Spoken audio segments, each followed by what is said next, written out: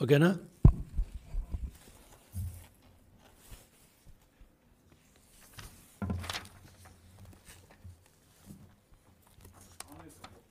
Okay, అందరికీ నమస్కారం. ఈరోజు కేశినేని నాని వ్యాఖ్యలు చాలా బాధ్యతారాహిత్యం, దుర్మార్గం, అవకాశవాద రాజకీయాలకి, దిగజారుడు రాజకీయాలకి ప్రతీక.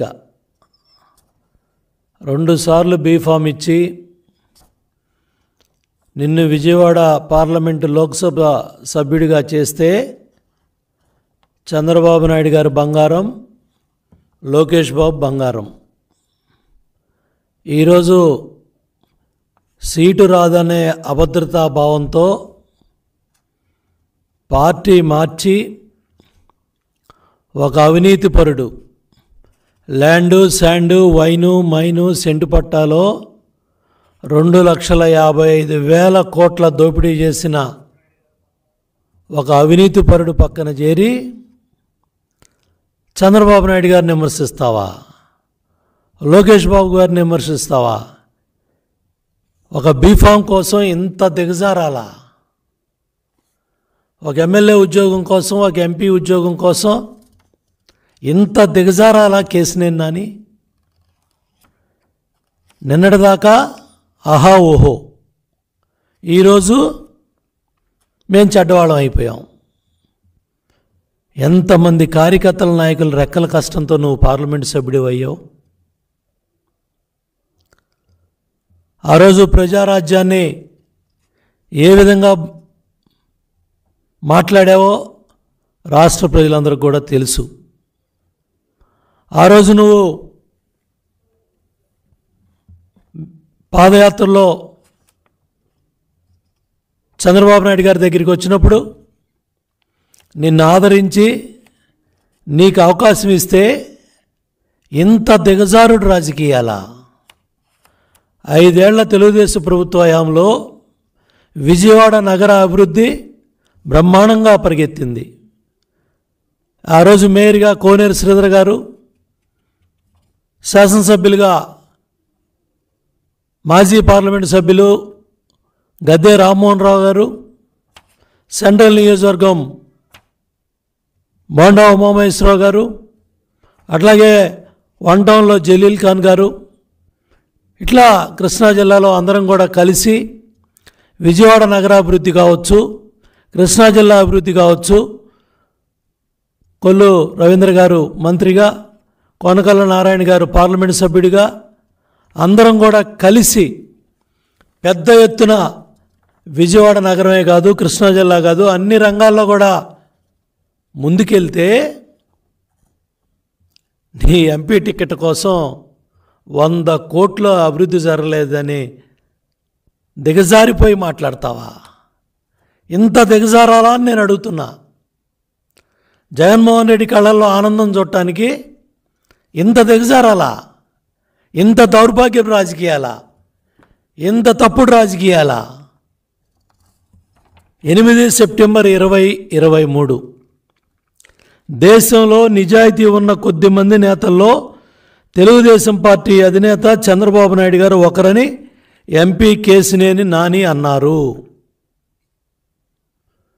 సెప్టెంబర్ 23కి 2024 జనవరికి ఏమైందని నేను అడుగుతా ఉన్నా కేశినేని నానిని. ఇవాళ ఇంత దిగజారాలా అని అడుగుతున్నా. నువ్వు ఆ రోజు ట్రాన్స్పోర్ట్ ఎవరైతే అధికారులతో విజయవాడలో గొడవ జరిగినప్పుడు నీ బళ్ళు సీజ్ అయ్యి నీ వ్యాపారంలో నష్టం ఉండి మీకున్న ఇబ్బందుల్లో మీరు వ్యాపారాన్ని వదులుకుంటే దాన్ని నాయకుడికి తెలుగుదేశం పార్టీకి ఆపాదిస్తారా? గత కొన్ని నెలలుగా, గత కొన్ని సంవత్సరాలుగా నోటికి ఇష్టం వచ్చినట్టు పార్టీ నాయకుల్ని, ఇన్ఛార్జీల్ని, గొట్టంగాళ్ళని అన్నిటికన్నా కూడా 53 రోజులు చంద్రబాబు నాయుడు గారు రాజమండ్రి సెంట్రల్ జైల్లో ఉండి విజయవాడ కనకదుర్గమ్మ తల్లి దేవాలయానికి వచ్చినప్పుడు గర్భగుడిలో కావచ్చు, అక్కడ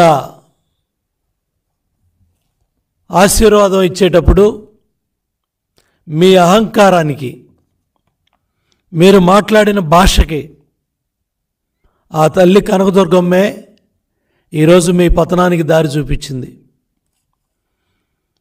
ఒక జాతీయ అధ్యక్షులు కుటుంబ సభ్యులతో కనకదుర్గమ్మ దేవాలయానికి వస్తే మీ అహంకారక పూరిత వైఖరితో ఆ రోజు మీరు ఆడిన దుర్భాష కానీ, మీరు మాట్లాడిన మాటలు కానీ ఆ రోజే మీ పతనానికి నాంది పలికాయి. మీ అహంకారం, మీ దుర్భాషలో ఇవాళ మీ పతనానికి దారితీసాయి. ఒక అవినీతి పరుడు పంచన చేరి తెలుగుదేశం పార్టీ నాయకుడిని ఇవాళ యువగళం పాదయాత్రలో 3132 కిలోమీటర్లు పెద్ద ఎత్తున 226 రోజులు యువగళం పాదయాత్రతో పార్టీ జాతీయ ప్రధాన కార్యదర్శి ఒక చైతన్యాన్ని యువతలో తీసుకురావడమే కాకుండా తాడేపల్లి కొంపకి ప్యాలెస్కి వాళ్ళ వెన్నులో వణుకు ప్రారంభమైందంటే యువగళం పాదయాత్రను గుర్తుపెట్టుకోమని జగన్ రెడ్డికి, కేశినేని నానికి తెలియజేస్తా ఉన్నా. రాష్ట్రం మొత్తం యువగళం ప్రజాగళమై, ప్రభంజనమై పెద్ద ఎత్తున యువతని చైతన్యపరిచింది. ఇవాళ చంద్రబాబు నాయుడు గారు రా కదలరా అనే పిలుపుకి యువత కేరింతలు కొడతా ఉందంటే దానికి కారణం యువగళం ఒక ప్రజా గళమై పెద్ద ఎత్తున ప్రభంజనమై పోలీస్ కేసులు, రాళ్లదాళ్లు, దగ్గర 53 మంది యువగళం కార్యకర్తల్ని రాజమండ్రి సెంట్రల్ జైల్లో పెట్టి, కేసుల్లో పెట్టి జగన్మోహన్ రెడ్డి ప్రభుత్వం అరాచకం చేసినా నిర్భయంగా పాదయాత్ర ముందుకెళ్ళి 3132 కిలోమీటర్లు పూర్తి చేసి ఇవాళ యువతలో చైతన్యం తీసుకొచ్చాడు లోకేష్ బాబు. విజయవాడ పార్లమెంట్ తెలుగుదేశం పార్టీ కంచుకోట.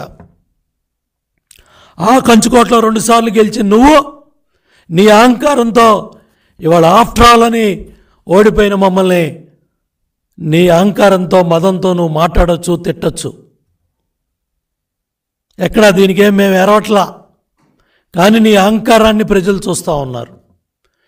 నువ్వు ఎన్ని సంవత్సరాలుగా నువ్వు మాట్లాడుతూ ఉన్న భాష కానీ, నీ అహంకారపూరిత వైఖరి కానీ, నీ మాటలు కానీ ఎంతోమంది కార్యకర్తల్ని, నాయకుల్ని బాధకు గురి చేసినా నాయకుడి మీద గౌరవంతో, అధినాయకుడు పార్టీని కష్టకాలంలో ముందుకు తీసుకెళ్లాలని ఆయన మంచితనం,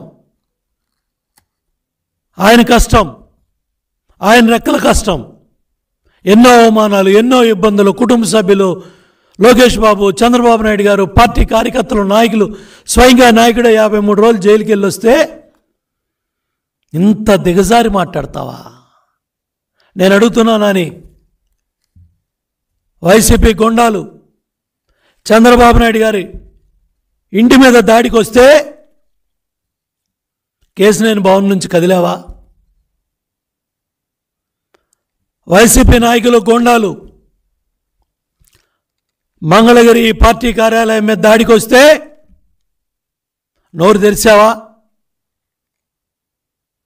మాట్లాడావా?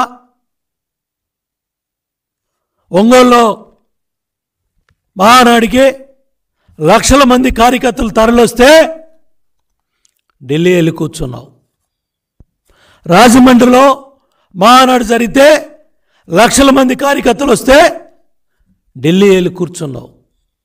ఇవాళ నువ్వు అనుభవిస్తున్న ప్రోటోకాలు, ఇవాళ నువ్వు అనుభవిస్తున్న భోగాలన్నీ కూడా పార్టీ కార్యకర్తల, నాయకుల స్వేదం.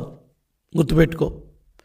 నేను 4 సార్లు గెలిచినా, ఒకసారి 5 ఏళ్ళు మంత్రి అయినా అది కార్యకర్తలు, నాయకులు కష్టం.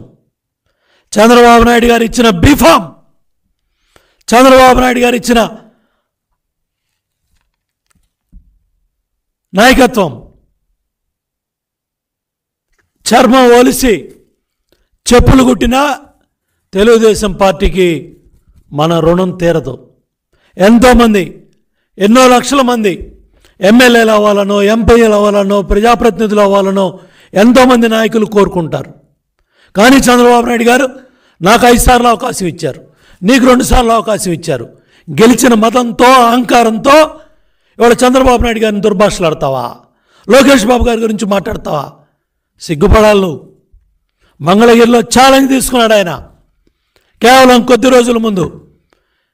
ఎప్పుడూ గెలవని మంగళగిరిలో గెలవాలి అనే పట్టుదలతో అక్కడెళ్ళి దెబ్బతిన్నా కూడా బెబ్బుల్లాగా తిరిగి ఆ మంగళగిరి నియోజకవర్గాన్ని తెలుగుదేశం పార్టీ కంచుకోటగా తయారు చేశారు.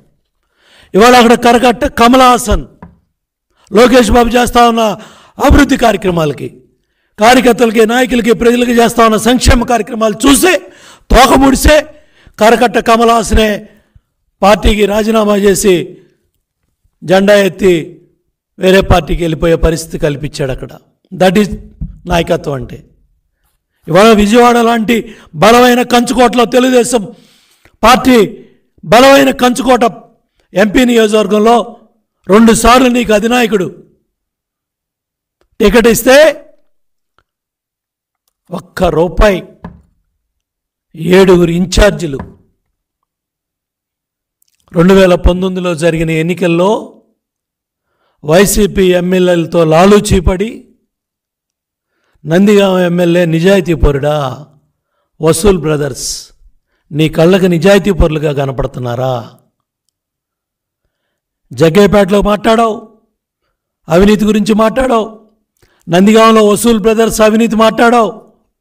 1000 కోట్లు దోపిడీ చేసిన మైలవరం ఎమ్మెల్యే వసంత కృష్ణరాజు ప్రసాద్తో ఆర్థిక వ్యవహారాలు, ఫైనాన్స్ వ్యవహారాలు, లాలూచి వ్యవహారాలు, ఒకళ్ళ చేతి మీద ఒకళ్ళు వేసి రిబ్బన్ కటింగులు చేస్తారు. ఎన్నికల ముందే లాలూచి పడతారు. నువ్వా మా నాయకుడి గురించి మాట్లాడేది? నువ్వా మా లోకేష్ బాబు గురించి మాట్లాడేది? 1 టౌన్లో కొబ్బరి చెప్పుల మంత్రి అవినీతి పరుడు అన్నావు. ఆ అవినీతి పరుడు కారు తోలుతా ఉంటే ఇవాళ తాడేపల్లి కొంపకెళ్ళి చిలక పలుకులు పలుకుతావా? ఆత్మగౌరవం లేదా? దగ్గర 281 మంది చనిపోయారు అమరావతి రైతాంగం పోరాటంలో, ఉద్యమంలో. 1485 రోజులు అమరావతి ఉద్యమం జరుగుతూ ఉంది. రైతుల మీద 2200 అక్రమ కేసులు పెట్టాడు దుర్మార్గుడు జగన్ రెడ్డి. 2 సంవత్సరాల నుంచి కౌలేయకుండా వాళ్ళని కోర్టుల చుట్టూ తిప్పుతూ ఉన్నాడు. అటువంటి దుర్మార్గుడు నీకు సన్మార్గుడు అయ్యాడా? అటువంటి దుర్మార్గుడు నీకు అభివృద్ధి కాముకుడయ్యాడా? పనికి మాలిన ఉద్యోగాల కోసం ఇంత దిగజారి మాట్లాడాలా? ఇంత దిగజారాలా? అమరావతి రైతులు ఉసురు తోలుతుంది. అమరావతి వైభవం ఉన్నప్పుడు విజయవాడ మహానగర వైభవం ఎలా ఉంది? గుంటూరు మహా వైభవం ఎలా ఉంది? నువ్వా విజయవాడ గురించి మాట్లాడేది? విజయవాడలో 100 కోట్ల అభివృద్ధి మేము చేయలేదా? సిగ్గుందా అని అడుగుతున్నా. తెలిసే మాట్లాడుతున్నావు అని అడుగుతున్నా. దగ్గర 100 కోట్ల పుష్కరాల్లో ఎన్నో ఘాట్స్ కట్టి అభివృద్ధి చేశాం. ఇవాళ రిటైనింగ్ వాళ్ళు డబ్బాలు కొట్టుకుంటున్న వైసీపీ నాయకులు, ఆ రోజు గద్దె రామ్మోహన్ రావు అడిగితే చంద్రబాబు నాయుడు గారు ఇరిగేషన్ మంత్రిగా నేను ఆ పనులు ప్రారంభం చేస్తే ఇవాళ వైసీపీ నాయకులు జబ్బలు దరుచుకుంటున్నారు. ఎస్సీ సబ్ ప్లాన్లో ఎన్ని కోట్లు ఖర్చు పెట్టావో నీకు తెలుసా? ఎస్టీ సబ్ ప్లాన్లో ఎన్ని కోట్లు ఖర్చు పెట్టావో నీకు తెలుసా? శాసనసభ్యులు ఎన్ని కోట్లు ఖర్చు పెట్టారో నీకు తెలుసా? హజ్ హౌస్ ఏంటో తెలుసా? మైనార్టీ అభివృద్ధి కోసం ఎన్ని కళ్యాణ మంటపం కావచ్చు, హజ్ హౌస్ కావచ్చు, సంబంధించిన స్కూల్ బిల్డింగ్లకు సంబంధించి ఎన్ని కోట్లు ఖర్చు పెట్టావో నీకు తెలుసా? అండర్ గ్రౌండ్ డ్రైనేజ్ కోసం ఎన్ని 100 కోట్లు వచ్చినాయో నీకు తెలుసా? కనకదుర్గమ్మ ఫ్లైఓవర్ గడ్కరీ గారిని ఒప్పించి ఆ ఫ్లైఓవర్లో ప్రజలు ఇబ్బంది పడకుండా డిజైన్స్ విషయంలో అధికారులు కూర్చోబెట్టి ఎన్ని గంటల సమావేశాలు జరిగాయో నీకు తెలుసా? సోషల్ మీడియాలో నోరికి అద్దు అదుపు లేకుండా ఎంపీగా గెలిచామనే అహంకారంతో 55 నెలలుగా నీ ఇష్టం వచ్చిన పోస్టులు పెట్టుకున్నా, నీ ఇష్టం వచ్చినట్టు నువ్వు మాట్లాడినా, ఎన్ని దుర్భాషలాడినా, ఎన్ని మాట్లాడినా కూడా ఎందుకు సాధించావంటే పార్టీ క్రమశిక్షణ, పార్టీ అధినాయకుడు కష్టం, ఆయన పడతా ఉన్న కష్టం, ఆయన చేస్తా ఉన్న కష్టం, అవన్నీ మర్చిపోయి జగన్ రెడ్డి పంచన చేరి నోటికి వచ్చినట్టు అద్దు అదుపు లేకుండా అబద్ధాలు మాట్లాడతావా?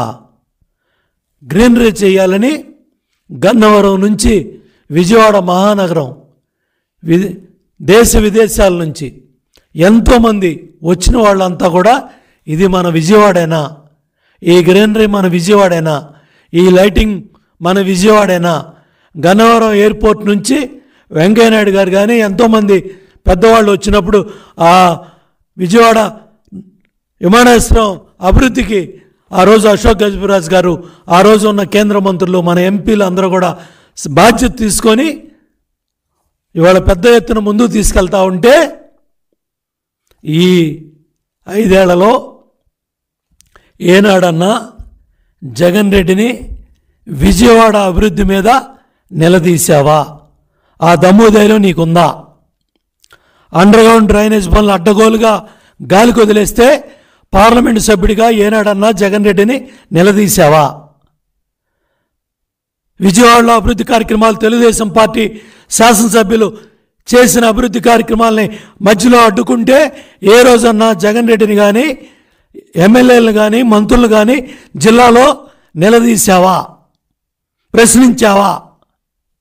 ఏనాడన్నా ఏ సమావేశానికి వెళ్ళి ఎంతసేపటికి నా ప్రోటోకాల్ అని మా మీద పడి ఆడవటం తప్ప, తెలుగుదేశం పార్టీ ఇన్ఛార్జీల మీద, నాయకుల మీద పడి ఆడవటం తప్ప ఏనాడన్నా జగన్ రెడ్డిని కానీ, వైసీపీ నాయకులను కానీ, వైసీపీ మంత్రులను కానీ, ఎమ్మెల్యేలను కానీ ఏనాడన్నా ప్రశ్నించావా?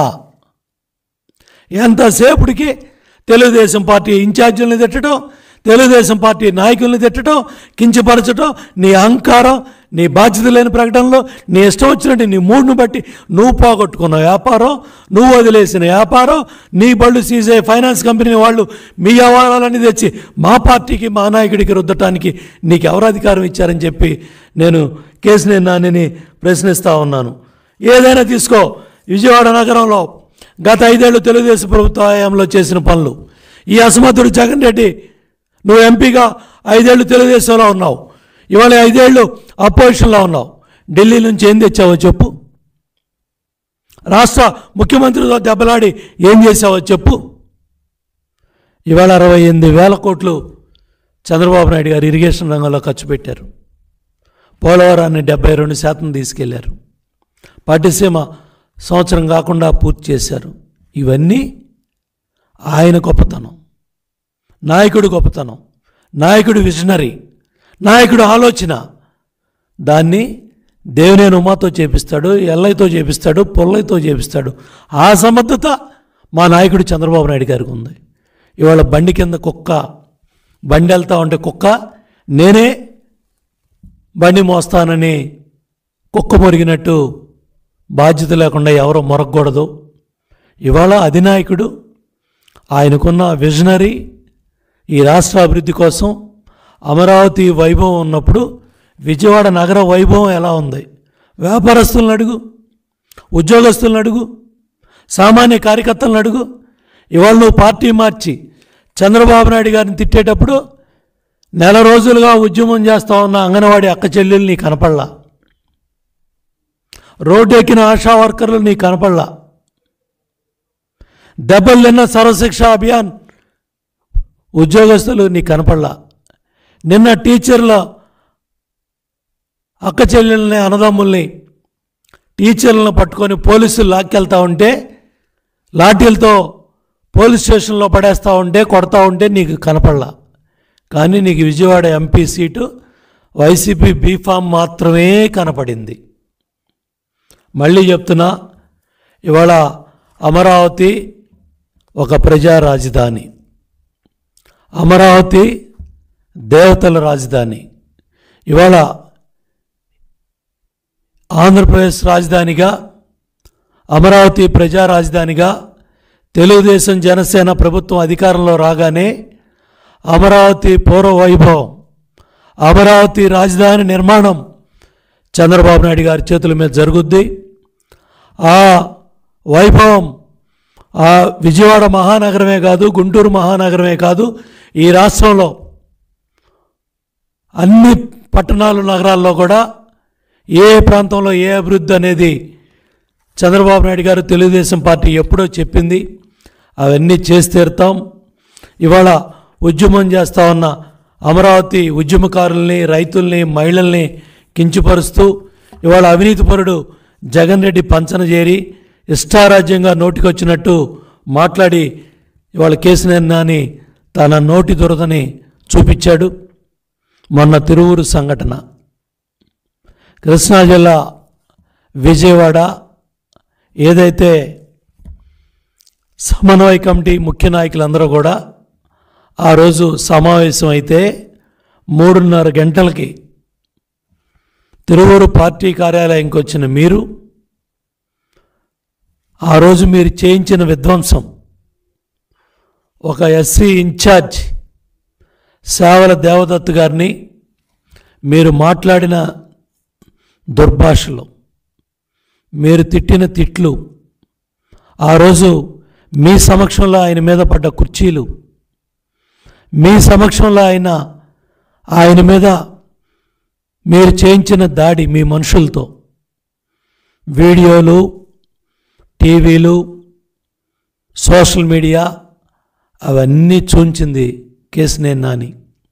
నీ అహంకారాన్ని, నీ నోటి దుర్స్థానాన్ని, నీ మాటల పైత్యాన్ని ఒక ఎస్సీ నాయకుడి మీద, ఒక ఎస్సీ ఇన్ఛార్జ్ మీద, ఎన్ఆర్ఐగా అక్కడ హాస్పిటల్ నిర్మాణం చేసి పార్టీ ఇన్ఛార్జిగా తిరువూరు బాధ్యతలు నిర్వహిస్తున్న వ్యక్తి ఆయన కార్యాలయానికి వెళ్ళి ఆయన్ని దుర్భాషలాడి, ఆయన్ని తిట్టి, ఆయన మీద దాడి చేయించి దగ్గర ఇవాళ 34 మంది కార్యకర్తల్ని, నాయకుల్ని తిరువూరు నియోజకవర్గంలో ఎఫ్ఐఆర్లో నువ్వు చేసిన అరాచకానికి, నువ్వు చేసిన దాడికి, విధ్వంసానికి, నువ్వు నీ ఫోటో కోసమో అక్కడ ఫ్లెక్సీలు చింపి, కుర్చీలు ఎరగొట్టి, కుర్చీలు విసిరేసి ఒక ఎస్సీ ఇన్ఛార్జి దేవదత్తి మీద మీరు చేయించిన దాడికి 10 మంది తెలుగుదేశం పార్టీ కార్యకర్తలు, నాయకులు తిరువూరు జైల్లో ఉన్నారు. మీ కళ్ళకు కనపడలేదా? జైలుకి వెళ్తే మీకు 3 కనపడ్డారు, 10 మంది కనపడలా. ఇదేనా కార్యకర్తల పట్ల, నాయకుల పట్ల గౌరవం? మీ అహంకారానికి ఇవాళ 10 మంది తెలుగుదేశం పార్టీ కార్యకర్తల, నాయకులు జైల్లో ఉన్నారు. నూజివీడు జైల్లో ఉన్నారు. దానికి ఏం సమాధానం చెప్తారు వాళ్ళ కుటుంబ సభ్యులకి? నీకోసం కష్టపడ్డ కార్యకర్తల, నాయకులు వాళ్ళు ఇవాళ దగ్గర 24 మంది కార్యకర్తల, నాయకులు వారం రోజులుగా ఇళ్ల దగ్గర లేరు. ఇంకా 14 మంది నాయకుల మీద వైసీపీ గోండాలు ప్రభుత్వం కేసు పెడతా ఉంటే నీకు సంబంధించిన కార్యకర్తలని, నాయకుల్ని బూతుల మంత్రి కొడాల నానితో కలిసి, పోలీసు ఉన్నతాధికారులతో కలిసి ఆ పేర్లు తీయించిన మాట వాస్తవం కాదా కేసినేని నాని అని అడుగుతున్నా. మరి మీకు సంబంధించిన నాయకులు 5-6 పేర్లు తీసేటప్పుడు మిగతా కార్యకర్తల నాయకుల పేర్లు ఎందుకు తీయించలేకపోయావు? ఎందుకు లాలూచి పడలేకపోయావు? ఒక 5-6 నాయకుల కోసం లాలూచి పడ్డ నువ్వు మరి ఇంతమంది మీద, 38 మంది మీద కేసులు ఎందుకు పెట్టించావు? నీ అహంకారం, నీ తొందరపడతానో, నీ దురుస్తానో, దానివల్ల ఇవాళ 38 మంది తెలుగుదేశం పార్టీ కార్యకర్తలు, నాయకులు, వాళ్ళ కుటుంబ సభ్యులు కన్నీళ్లు పెట్టుకుంటా ఉన్నారు. 10 మంది నిన్న నూజివీడు జైలుకి వెళ్ళి చూసి వచ్చాను. కొంతమంది బీపీతో, షుగర్తో, అక్కడ ఉన్న వాళ్ళు పెట్టే నూకల బియ్యం తినలేక అనారోగ్యం పాలై జైల్లో ఉన్న 10 మంది కార్యకర్తల, నాయకులు కన్నీళ్లు పెట్టుకుంటే, బాధపడుతుంటే చూశా. కానీ వాళ్ళు భయపడలా. ధైర్యంగా ఉన్నారు. పార్టీ కోసం, నాయకుడి కోసం మీరు చేసిన విధ్వంసాన్ని కూడా వాళ్ళు ఏం భయపట్ల. జైల్లో ఉన్నప్పటికి కూడా ధైర్యంగా ఉన్నారు. మీ అహంకారానికి ఇవన్నీ కూడా నేను మీ దృష్టికి తీసుకొస్తున్నాను. ఇవాళ ఏదైతే మరి మీ ట్రావెల్స్లో బస్సు విషయాల్లో కానీ, మీ బస్సులు ఫైనాన్స్ కంపెనీలు సీజ్ చేయటం కానీ, మీ వ్యాపారాలు మీరు వదులుకోవటం కానీ, ఇవన్నీ తీసుకొచ్చి తెలుగుదేశం పార్టీకి, మా నాయకులకి మీరు ఆపాదించొద్దు. దగ్గర దగ్గర 7 ఇన్ఛార్జీలు నియోజకవర్గంలో ఎందుకు ఈరోజు మీకు దూరంగా ఉన్నారు? మీ నోటి దోలకి ఎందుకు దూరంగా ఉన్నారు? మీ అహంకారానికి ఎందుకు దూరంగా ఉన్నారు? ఇది మీ అహంకారం కాదా? మీ అసమర్థత కాదా? మీ చేతకాంతనం కాదా? దాన్ని మీరు పార్టీకి, నాయకుడికి ఆపాదిస్తారా? మీ వ్యక్తిగత ప్రయోజనాల కోసం, మీ రాజకీయ అవసరాల కోసం 2 సార్లు బీఫామ్ మీకు ఇచ్చారు ఎంపీగా. మీ కుమార్తెకి కార్పొరేటర్గా తెలుగుదేశం పార్టీ తరఫున విజయవాడలో బీఫామ్ ఇచ్చారు. మేయర్గా మీరే స్వయం ప్రకటిత మేయర్గా మీరే ప్రకటించేసుకున్నారు. ఎవరన్నా అడ్డం పడ్డారా? మీ ప్రకటనలకు మేమన్నా అడ్డం పడ్డావా? లక్షల కోట్లు అవినీతి చేసిన అవినీతిపరుడు పక్కన చేరి నాయకుడు చంద్రబాబు నాయుడు గారిని విమర్శించడం అంటే తల్లిపాలు తాగి రొమ్ము గుద్దటమే. అది తల్లిపాలు తాగి రొమ్ము గుద్దటమే. 2 సార్లు బీఫామ్ ఇచ్చి 2019లో పార్లమెంటు సభ్యుడిగా నీకు టికెట్ ఇస్తానన్నప్పుడు, నీ దగ్గర డబ్బులు లేవన్నప్పుడు 7 శాసనసభ్యులుగా నుంచున్న అభ్యర్థులు ఖర్చు పెట్టారు తప్ప, పార్టీ ఖర్చు పెట్టింది తప్ప, ₹1 ఖర్చు పెట్టావా? గుండె మీద చేసుకొని చెప్పు. 2019 ఎన్నికల్లో 7 శాసనసభ్యులు, పార్టీ నాయకత్వం వాళ్ళు ఖర్చు పెట్టుకొని నిన్ను గెలిపించారు ఎంపీగా. నువ్వు చేసిన ఘనకార్యం ఏంటంటే వైసీపీ నాయకులతో లాలుచీపడి, ఎమ్మెల్యేలతో లాలుచీపడి నాకు ఎంపీ ఓటు వేయండి, ఎమ్మెల్యే ఓటు మీ ఇష్టం. ఎప్పుడన్నా విజయవాడ పార్లమెంటు పరిధిలో శాసనసభ్యుడికి, పార్లమెంటు అభ్యర్థికి సమానంగా ఓట్లు వచ్చే అంత క్రమశిక్షణ గల పార్టీ తెలుగుదేశం పార్టీ. ఎప్పుడు కనీసం 150 ఓట్లు, 200 ఓట్లు కూడా ఎక్కువ తక్కువ వచ్చేవి కాదు. అటువంటిది 5 సంవత్సరాలు శాసనసభ్యుడిగా, పార్లమెంటు సభ్యుడిగా నువ్వు నీ ఇష్టారాజ్యంగా శాసనసభ్యుల్ని, నాయకుల్ని కించపరుస్తూ కూర్చోబెట్టి నీ ఇష్టం వచ్చినట్టు మాట్లాడి ఎన్ని దుర్భాషలాడినా కూడా నాయకుడి మీద గౌరవం, పార్టీ క్రమశిక్షణ, ప్రతి ఒక్క కార్యకర్త, నాయకుడు కూడా నీ అహంకారాన్ని నువ్వెంత ప్రదర్శించినా, నువ్వెంత నోటి దురుసు తనం చూపించినా ఎవరో మాట్లాడలేదే. పార్లమెంటు సభ్యుల నిధులు కూడా కార్యకర్తలు అడిగితే ఇస్తారు, నాయకులు అడిగితే ఇస్తారు పార్టీ.